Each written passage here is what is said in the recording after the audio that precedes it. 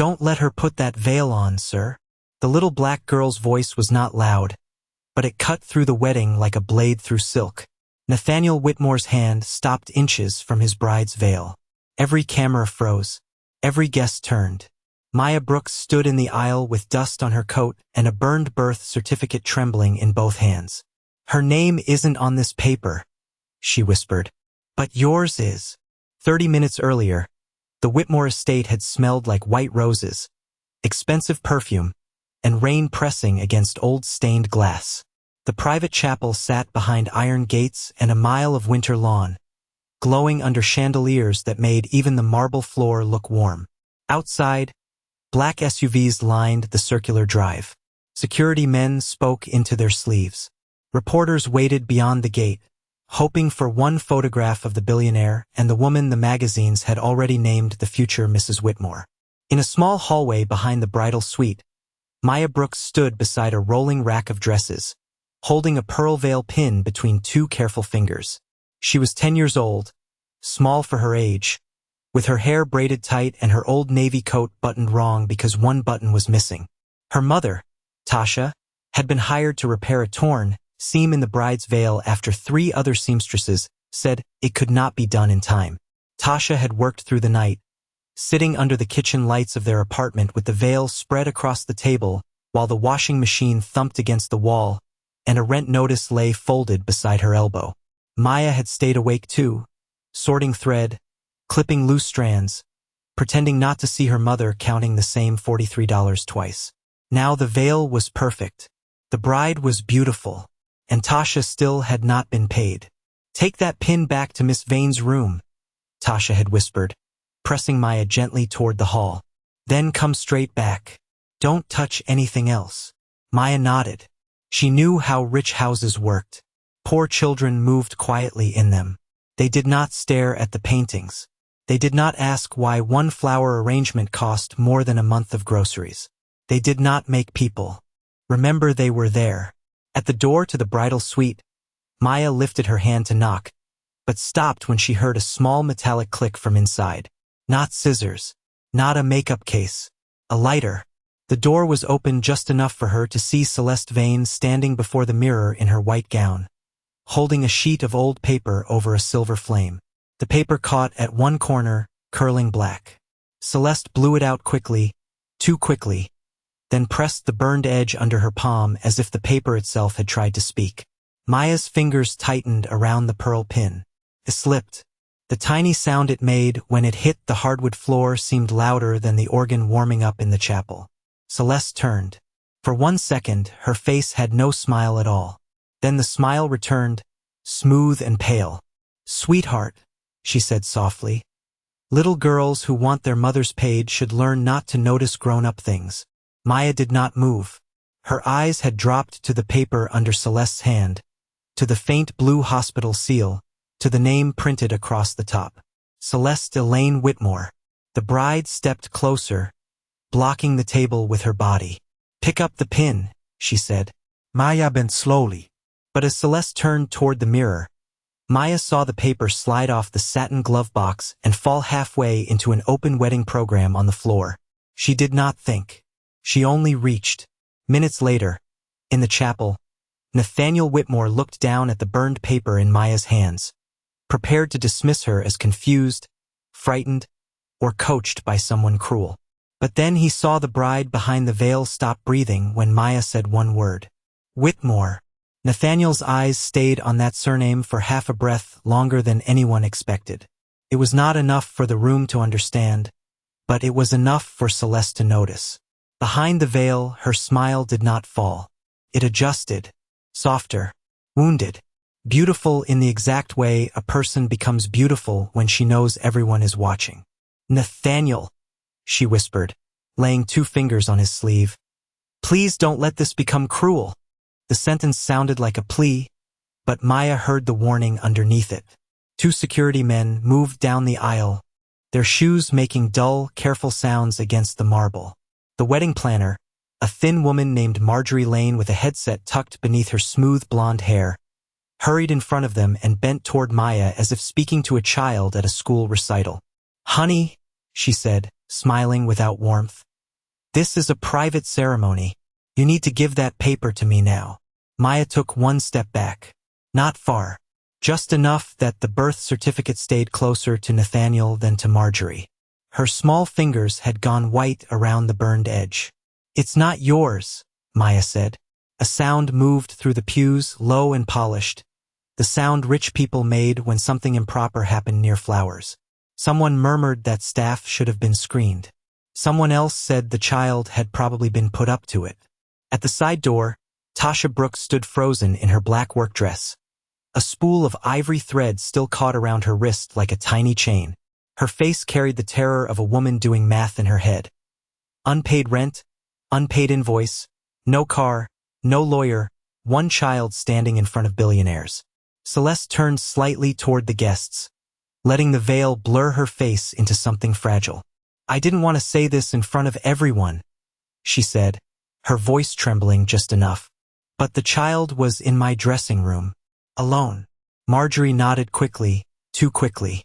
We found her near the bridal suite, Mr. Whitmore. Nathaniel looked at Maya then, really looked at her for the first time.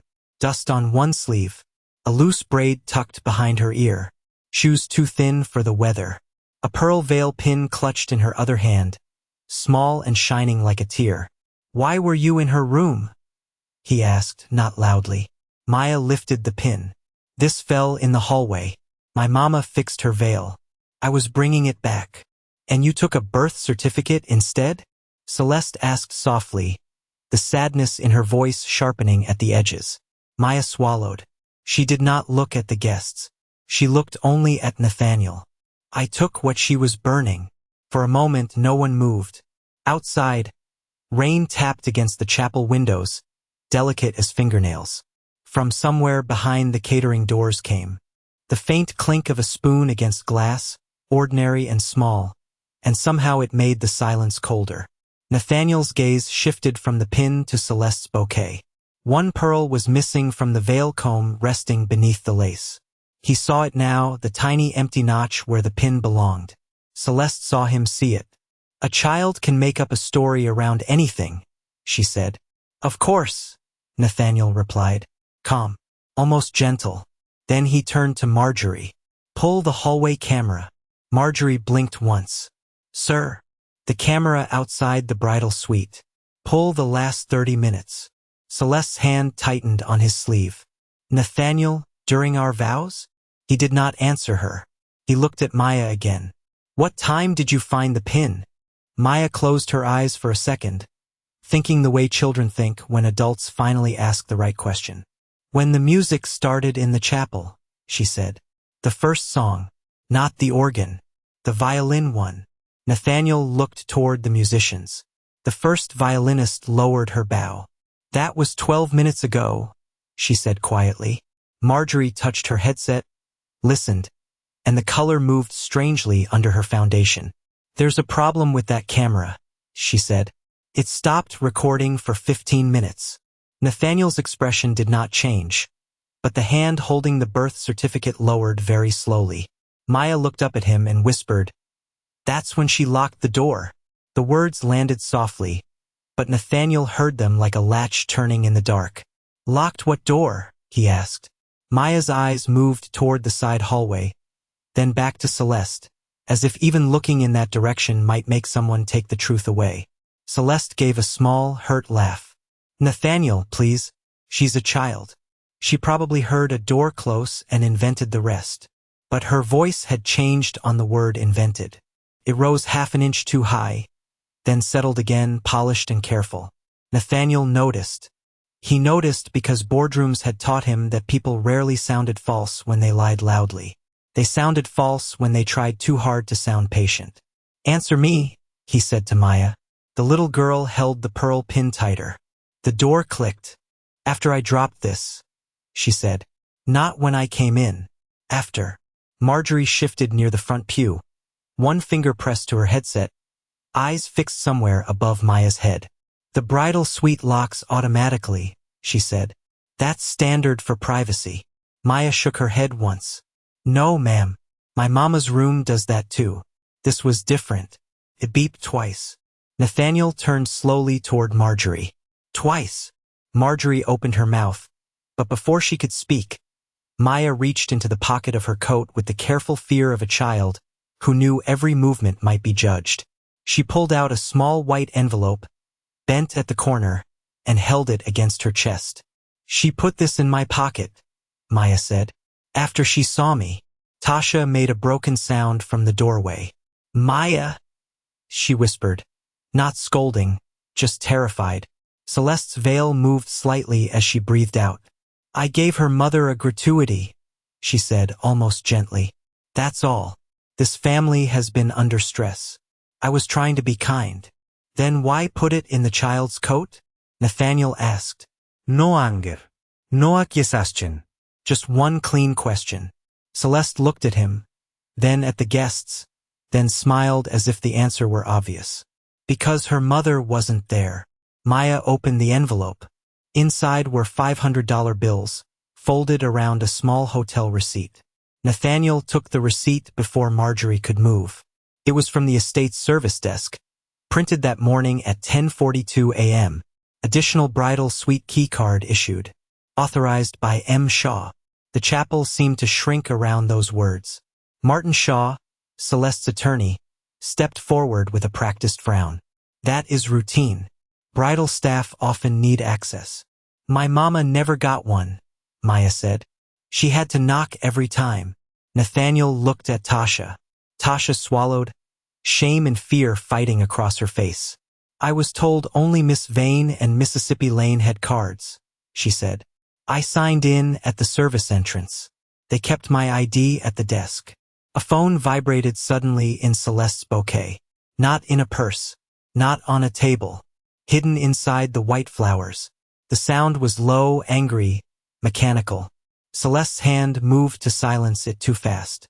Nathaniel saw the screen light through the petals for 1 second, just long enough to read the message preview. Camera endold. Get the paper back. Nathaniel's eyes lifted from the glowing petals to Celeste's face, but by then the screen had gone dark. Her hand remained inside the bouquet for 1 second too long. Then she smiled, a fragile, wounded smile meant for the room more than for him. My florist has been panicking all morning, she said softly. The arrangements were late. It was a reasonable answer, elegant, almost boring. The kind of answer wealthy people trusted because it came wrapped in composure. Martin Shaw stepped between Nathaniel and Maya with the calm confidence of a man who had ended worse problems in quieter rooms. Mr. Whitmore, he said, lowering his voice, I strongly advise that we remove the minor from the ceremony space, secure the document, and speak privately. There are liability concerns now, privacy concerns, possible theft, possible coaching. This is not an appropriate forum. Maya heard every word. Minor, document, liability, not child, not truth, not scared little girl in worn shoes holding a burned paper nobody wanted her to have. The chapel had never felt bigger. The ceiling rose high above her, painted with gold vines and pale angels. The aisle runner was so white it made the gray mud near the edge of her sneakers look like a crime. Around her, diamonds flashed when guests shifted in their seats. Silk rustled. A man in the front row checked his watch as if a child's fear had delayed an appointment. Marjorie moved beside Maya again, this time without bending.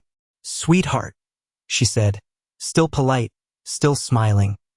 You've already caused a great deal of distress. Give me the envelope and the paper, and we'll make sure your mother is treated fairly. Tasha flinched at the word fairly. Nathaniel saw it. He saw her fingers tighten around the spool of thread until the cardboard center bent. But he did not yet know what it meant. Celeste stepped closer to Tasha, lowering her voice just enough to sound merciful. No one wants your daughter in trouble, she said. This could all be explained as confusion. She got frightened. She misunderstood. You came here to work, not to get dragged into court. Tasha's mouth parted, but no sound came. The threat was dressed like kindness, and everyone in the room knew it except those who had never had to fear losing a paycheck. One of the security men reached gently toward Maya. Not grabbing, not cruel, just professional, controlled, final. Maya pulled the birth certificate to her chest and looked past him at Nathaniel. "If I stole it," she said, her voice small but steady, "why did somebody turn off the camera before I found it?" The room went quiet in a different way. Not shocked now, listening against its will. Martin's expression did not change, but he adjusted his cuff with his left hand. Tiny movement. Celeste looked at him once, quick as a match flare. Nathaniel noticed that too. From behind the catering doors came the low hum of the glass washer starting again, plates and crystal moving through hot water while the chapel held its breath. Then Marjorie's headset crackled. She turned away, pressing one finger to her ear. "Yes," she whispered. "No, don't send that up here. Delete the request log." She froze the instant she realized the microphone on her headset was still live through the chapel's auxiliary speaker. The words floated through the chapel speakers with a thin electronic crackle, small and accidental and devastating. "Delete the request log." Marjorie went still, her finger frozen against her headset. For one suspended second, the whole chapel seemed to pretend it had not heard. Then the pretending became heavier than the sound itself. Martin Shaw turned toward her very slowly, not angry, not surprised enough, and that was what made Nathaniel look at him. "What request log?" Nathaniel asked. Marjorie swallowed. "A service log, sir. Catering. Nothing relevant." Maya looked at the envelope in Nathaniel's hand, then at the birth certificate pressed against her coat. She did not move toward Marjorie. She did not move toward Celeste. She moved toward Nathaniel, step by careful step, as if crossing that white aisle required more courage than crossing a street in the rain. "There was another paper," she said. Celeste's veil shifted. "Maya," Tasha whispered, but the girl had already reached inside the folded wedding program tucked under her arm. From between the pages, she pulled a second piece of paper, smaller than the birth certificate, yellowed and creased down the middle. It had been torn once and taped back together with clear tape so old it had turned cloudy. Maya held it out, but when Martin stepped forward, she pulled it back. "Not him," she said. "Only Mr. Whitmore." Nathaniel took it. The paper was not as dramatic as the burned certificate. No blackened edge, no red lipstick, just a hospital discharge tag, the kind clipped to an infant's bassinet, flattened by years and handled by someone who had tried to hide it instead of preserve it. A name was printed in faded blue ink. Celeste Elaine Whitmore. Beneath it was a date. Nathaniel stared at that date until the room blurred at the edges. He had seen it before. Not on a wedding document. Not in any file Celeste had ever shown him. He had seen it carved into a small brass plate in his father's locked study, beneath a photograph that had never been displayed anywhere else in the house. A child in a white hospital blanket. His father's hand on the edge of the crib. A name no one said after the fire. Nathaniel's thumb moved over the date, slow and almost fearful. "Where did you find this?" he asked. Maya pointed towards Celeste's veil box. It was under the satin. She put the burned paper on top, like she wanted that one gone first. Celeste let out a soft breath, almost a laugh. "Nathaniel, old family names get used in scams all the time. You know that better than anyone." Her voice was perfect. Too perfect. Nathaniel lifted his eyes to her. "I never told you there was a Celeste Whitmore in my family." The veil hid most of her face, but not the tiny pause before she answered. "Your father did." Nathaniel did not blink. His father had been dead for 12 years. Nathaniel did not ask Celeste another question. That was the first thing that frightened her. He only folded the hospital tag once, carefully, along the crease that had already been made years ago, and slipped it behind the burned birth certificate as if both pieces now belonged to him. His face gave the room nothing. Not anger, not grief, not belief. Just a stillness so complete that Celeste mistook it for control returning to her side. "All right," he said quietly. "No one moves the child. No one touches the papers." Martin Shaw's jaw tightened, but he smiled. A wise precaution. Nathaniel looked past him. Eleanor, a woman in the second pew, stood before most people even realized he had called her. Eleanor Price was not dressed like a wedding guest. Her navy suit was plain, her gray hair pinned low, her tablet already in her hand. She had been Nathaniel's personal counsel for 18 years, long enough to know when he was asking for law and when he was asking for truth. Yes, Nathaniel. Pull the prenuptial trust, the restoration fund clause, every signature page. Quietly. Celeste's eyes flicked toward him, but Nathaniel's voice had not changed, so she let herself breathe. Also, he added, call the archive office in Wilmington. Ask for the sealed family index under my father's name. Eleanor paused for only half a second. The sealed one? Yes. The chapel air seemed to drop 10 degrees. Outside, rain traced slow lines down the stained glass, blurring the white roses beyond the windows into pale ghosts. Somewhere behind the service doors, a spoon tapped lightly against a glass. One nervous worker stirring iced tea no one was drinking. The tiny sound made Maya blink.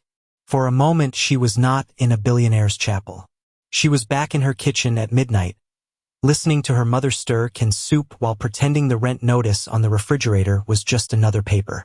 Celeste leaned close to Nathaniel, her voice soft enough to seem intimate. Darling, this is humiliating for everyone, especially for them. Let me pay the woman, let the girl go home, and we can speak after the ceremony. Maya's chin lifted. I don't want your money. Celeste looked down at her. No one said you did. You did, Maya said. In the room. You said my mama could be paid if I forgot. The simplicity of it stopped something in Nathaniel. Not the accusation, the refusal. He had known adults who would sell board seats, signatures, family names, silence. This child had a rent message glowing on a cracked phone in her pocket, and still she stood there holding the one thing that could have bought her way out. Eleanor's tablet chimed. She read, then her eyes sharpened. Nathaniel, she said. The restoration fund clause was amended 6 weeks ago. Martin's expression barely moved. Routine estate planning. Eleanor did not look at him. The amendment grants spousal co-control after the ceremony, but only if the spouse can document relation to an excluded Whitmore branch. Nathaniel turned his head slowly. An excluded branch. Yes. Eleanor's voice lowered. The witness on the amendment is Martin Shaw. Celeste remained perfectly still, but the bouquet in her hand trembled once. Nathaniel looked at Martin, then at Celeste, then down at the burned certificate in his hand, and something old and bitter opened in him. He had thought the poor child was the risk in the room. He had thought the stranger in worn shoes needed to be managed. But the danger had been standing beside him in white, smiling through a veil he had almost lifted. Nathaniel did not raise his voice. He did not turn toward the guests. He did not even step away from Celeste. He simply looked at Eleanor and said, "Bring the license table forward." The request was so ordinary that it took the room a moment to understand it was not ordinary at all. 2 ushers moved the small mahogany table from beside the altar. On it lay the marriage license, the silver pen, the sealed envelope from the clerk's office, and 2 glasses of untouched champagne sweating faintly under the chandelier heat. Celeste watched the table come closer, her bouquet held too high against her ribs. "Nathaniel," she said, trying to make her voice tender, "what are you doing?" Finishing one simple question before anyone finishes a wedding. He turned to Maya. "You said she locked the door after you dropped the pin." Maya nodded, still clutching her mother's hand now, but no longer hiding behind it. "It beeped twice," she said, "like the hotel laundry room when Miss Denise uses the manager card. 1 beep means open, 2 means override." A few people turned toward Marjorie. Marjorie's lips parted, then closed. Nathaniel looked at her. "Is that true?" "Some systems work that way," she said carefully. "Not all. This one." She looked toward Martin Shaw before answering. "That was the mistake." Nathaniel saw it. "This one," she whispered. The rain struck harder against the stained glass, blurring the figures of saints into streaks of red and blue. Eleanor placed her tablet on the table. A small loading circle turned on the screen, pulling the last accessible key card entries from the estate server. No one spoke while it spun. The little circle became the loudest thing in the chapel. Celeste reached slowly toward her bouquet, where her hidden phone had vibrated before. Nathaniel's hand moved. Not fast, not violent, just enough to rest over the flowers before she could touch them. "Leave it," he said. She froze. "My florist may be calling." "Then she can wait." Eleanor's tablet chimed. "There were 3 entries into the bridal suite in the last 30 minutes, she said. Miss Vane's card, Ms. Lane's card, and an administrative override issued from the service desk." Nathaniel looked at Maya. "Do you remember anything else?" Maya bit her lip, thinking hard. Not like a detective, like a child trying to bring back a picture from a scary room. "She smelled like flowers," Maya said. Celeste gave a small laugh. "It's my wedding day. There are flowers everywhere." Maya shook her head. "Not wedding flowers. The kind from the little bottle on the makeup table. Orange and sharp. She sprayed it after she burned the paper, but before she came out." Nathaniel's eyes moved to Celeste's wrist. The scent was there, bright and citrusy under the roses. Eleanor opened the service log. The administrative override had been authorized at 10:42 a.m. The username appeared on the screen. Martin Shaw. Nathaniel picked up the silver pen and held it out to Celeste. "Write your full legal birth name on the back of the license," he said softly. "The one that matches the documents you gave my attorneys." Celeste did not take the pen. The chapel went still. The loading circle disappeared from Eleanor's screen, replaced by one final recovered file from the bridal suite printer queue. Certificate. Copy for Veil Box. Celeste stared at it, and for the first time, she looked at Maya not as a nuisance, not as a poor child, but as someone protected by the most powerful man in the room. Eleanor touched the recovered printer file, and for 1 second nothing happened. The tablet screen dimmed, then brightened again, as if even the machine had hesitated before giving the room what it had been hiding. A scanned document opened first. It was the same birth certificate Maya had carried down the aisle, but clean, unburned, every seal visible, every line sharp enough to cut through denial. Celeste Elaine Whitmore, born at St. Bartholomew's Hospital, deceased at age 3, according to the record attached beneath it. Then came the third page, a notarized identity petition filed 8 years earlier under a different name. Vanessa Claire Monroe. Celeste's hand loosened around the bouquet. One white lily slipped free and landed without sound on the aisle runner. "That's not mine," she said. But her voice no longer belonged to the woman who had walked toward the altar. It was thinner now, younger, cornered. Martin Shaw stepped forward. "These files may have been planted." Maya lifted her chin. "Then play the one with her voice." No one had told her to say it. No adult had shaped it for her. She had simply remembered the file name she saw glowing on the bridal suite laptop while everyone else had been looking at signatures and seals. Eleanor looked at Nathaniel. He gave one small nod. The chapel speakers gave a soft pop. Then Celeste's voice filled the room, low and calm, recorded somewhere close to the makeup mirror. "Once he lifts the veil, he won't stop. Nathaniel cares too much about appearances. After the vows, the trust opens. The dead girl's certificate is enough for the family branch clause. Burn the original after the ceremony. The child saw too much, so pay the mother and get them out before the reception." No one moved. Even the rain seemed to hold itself against the glass.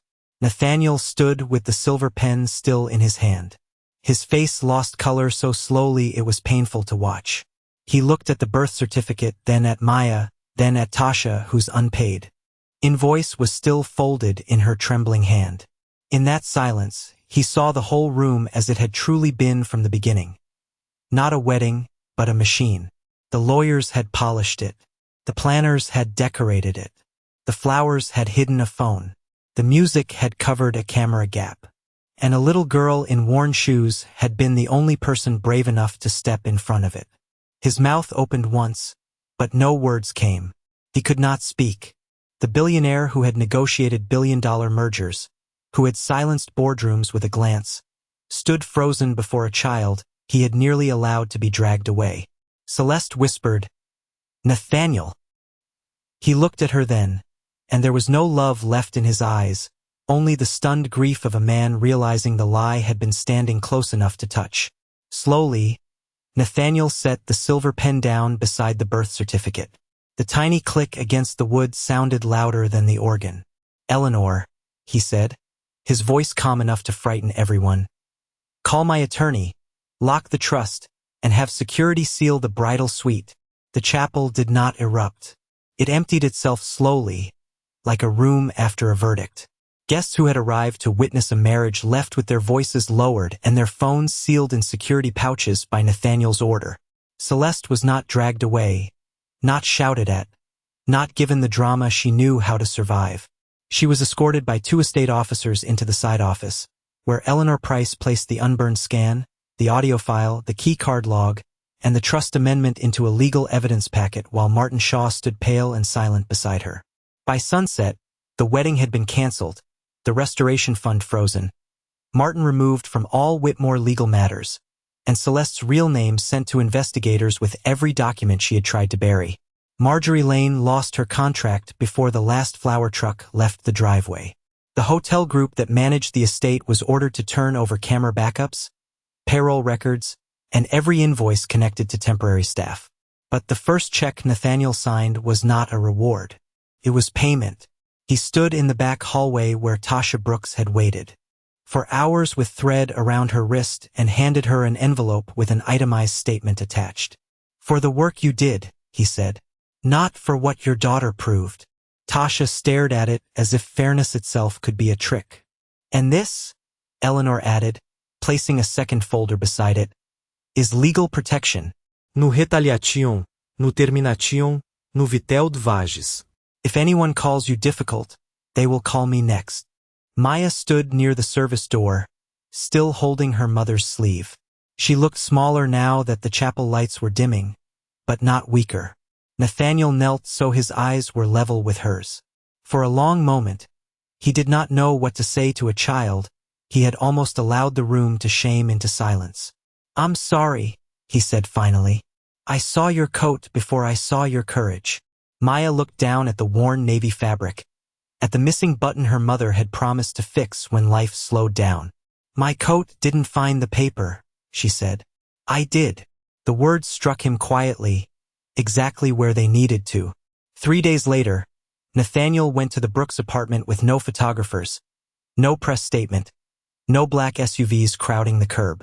Just Eleanor, one plain sedan, and the restored birth certificate sealed inside a clear evidence sleeve.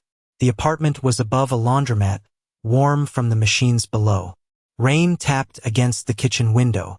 A small television murmured in the living room, turned low. Tasha set bowls of chicken soup on the table because hospitality was the only wealth she could offer without feeling owned by anyone. Nathaniel accepted the bowl with both hands.